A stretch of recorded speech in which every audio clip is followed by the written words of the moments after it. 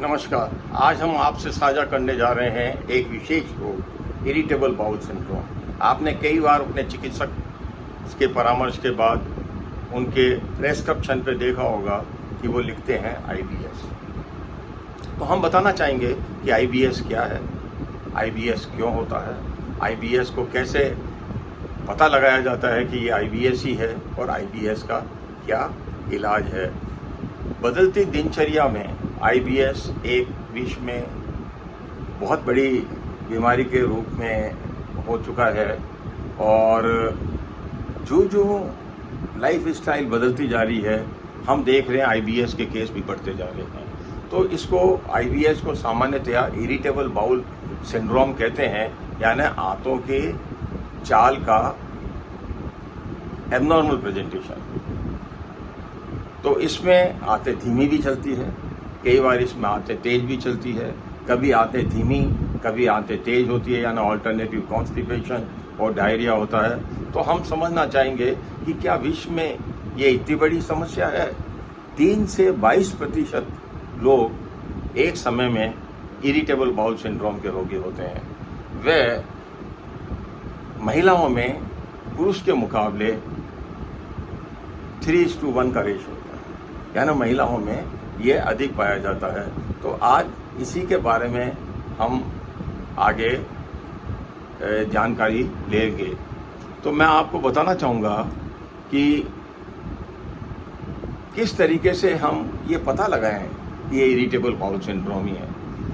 सही जो कारण है इरिटेबल बाउल सिंड्रोम का वो तो बहुत अच्छे से मालूम नहीं है, पर ये पक्का है कि कुछ फैक्टर्स हैं जो वातावरण के भी हो सकते हैं, जो जेनेटिक भी हो सकते हैं, जो आंतों की मोटिलिटी को डिस्टर्ब करते हैं और उसको या तो आंतों को बहुत सेंसिटिव कर देते हैं, जिससे कि आंतें धीमी चलें या आंतें तेज चलें।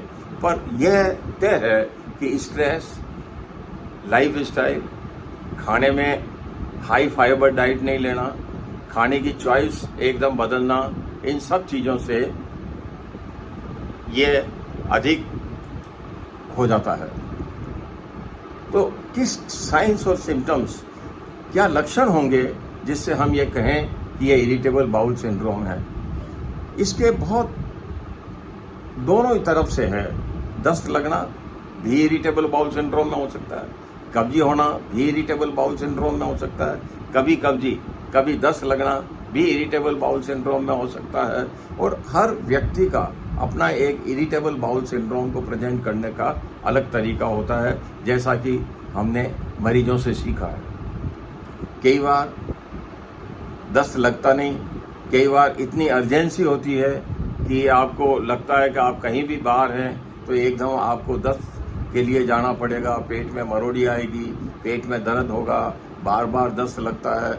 दस्त की कंसिस्टेंसी बदल जाती है, कभी दस्त सूखा मल के रूप में आता है, कभी दस्त पतले रूप में आता है, कभी पहले सूखा मल निकला उसके बाद पतला मल आता है। तो इसको परिस्थिति को हम इरिटेबल बाउल सिंड्रोम की परिस्थिति कहते हैं।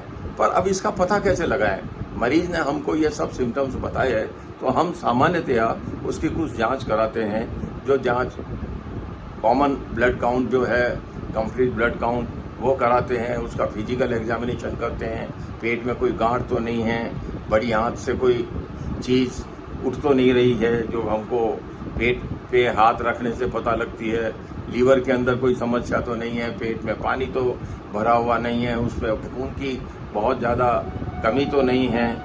और जो पेट से रिलेटेड जांच है, जैसे सोनोग्राफी कराना, या कई बार इसमें सीटी स्कैन भी कराने की ज़रूरत पड़ती है, कई बार इसमें मल की जांच कराते हैं, कई बार ये भी तय करते हैं कि क्या उसको ग्लूटेन से या मिल्क प्रोडक्ट से एलर्जी है, उससे भी इरिटेबल बाउल सिंड्रोम जैसे सिम्टम्स मरीज के अंदर आते हैं। कई बार दस्त के साथ खून भी आता है। अगर आपके साथ ऐसी स्थिति है, जैसे आपकी उम्र 50 साल से अधिक है, आपका वजन गिर रहा है, आपको बुखार होता है, आपको बार बार दस्त होते हैं, आपके मल में खून आता है, तो ऐसी परिस्थिति में आपको तुरंत चिकित्सक से परामर्श लेना चाहिए, क्योंकि इरिटेबल बाउल सिंड्रोम दिखने में तो कुछ भी नहीं है, पर आपकी जीवन शैली को बहुत बदल देती है। आपका साइकोलॉजिकल चेंजेस भी आने लगते हैं, आपकी फिजिकल परिस्थितियाँ भी, कहीं बाहर जाना चाहते हैं आप इस डर के मारे नहीं जा पाते हैं, तो और फिर स्ट्रेस बढ़ता जाता है इन चीज़ों से, तो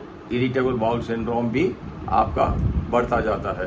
तो कुल मिला के अगर हमने डायग्नोस कर लिया तो, और आपको ये लग रहा है कि अब आपकी लाइफ स्टाइल के ऊपर इसका असर हो रहा है, तो इसमें ट्रीटमेंट क्या करें, ये डिपेंड करता है कि आपका इरिटेबल बाउल सिंड्रोम कब्जी वाला है या आपका इरिटेबल बाउल सिंड्रोम पतले दस्त वाला है। अगर पतले दस्त वाला है तो एंटी सिक्रेटरी दवाइयाँ आपका चिकित्सक देगा, आप चिकित्सक से परामर्श करें, तो आपकी जांच कराएंगे, जांच करा के आपकी बीमारी को तय करेंगे और तय कर करके आपको उस हिसाब से दवा देंगे। अगर आपको कब्जी है तो आपको चिकित्सक आपको हाई फाइबर डाइट लेने के लिए कहेंगे, अधिक पानी पीने के लिए कहेंगे, अधिक फिजिकल एक्टिविटी के लिए कहेंगे, वॉकिंग के लिए कहेंगे। इन सब परिस्थितियों से भी आप इसको ठीक कर सकते हैं। आपको चिकित्सक को सारी बात अगर पूर्ण रूप से आप बताते हैं कि आप क्या दवाइयों का सेवन कर रहे हैं, कहीं उससे तो इरिटेबल बाउल सिंड्रोम नहीं हुआ, क्या आपको डायबिटीज या इस तरीके के रोग तो नहीं है, थायराइड वगैरह, जो कई बार इरिटेबल बाउल सिंड्रोम कर सकते हैं। कई बार आप आयरन को कंज्यूम करते हैं, तो हमने देखा कुछ रोगी कहते हैं आयरन से कब्जी हो गई, कुछ रोगी कहते हैं आयरन से पतला दस्त हो गया। तो इन सब चीज़ों को अगर आप ठीक बताते हैं चिकित्सक को, तो चिकित्सक आपको पूर्ण सलाह देगा। अगर आपको पतले दस्त वाला इरिटेबल बाउल सिंड्रोम है, हम सलाह देंगे आप केला लें, चावल खिचड़ी लें, सेव लें, टोस्ट लें, आप अपना अरारोट बिस्किट, मेरी अरारोट बिस्किट जो आते हैं वो ले सकते हैं। पोटेशियम की मात्रा अधिक करने के लिए नारियल का पानी ले सकते हैं। लैक्टोबैसिलस की मात्रा अधिक करने के लिए आप दही, छाछ, लस्सी का अधिक सेवन करें। आपको डायरिया वाला जो इरिटेबल बाउल सिंड्रोम है आपको फ़ायदा मिलेगा। अगर आपको कब्जी वाला इरिटेबल बाउल सिंड्रोम है, आप हाई फाइबर लें, जैसे अंजीर लें, कच्चा कुटा हुआ तिल लें, काला नमक मिला के काले नमक की शिकंजी लें, सलाद की मात्रा का अधिक सेवन करें। रात को सोते टाइम सिकी हुई अलसी की पत्ती लगाएं, कच्चे कुटे हुए तिल के अंदर काला नमक मिला करके लें, आप अपनी सब्जी के ऊपर अजवाइन लगा करके लें, तो आप कुछ हद तक आप अपने आप भी ठीक कर सकते हैं। पर हम सलाह आपको देंगे कि आप चिकित्सक से परामर्श लेके पूर्ण इलाज लें। धन्यवाद।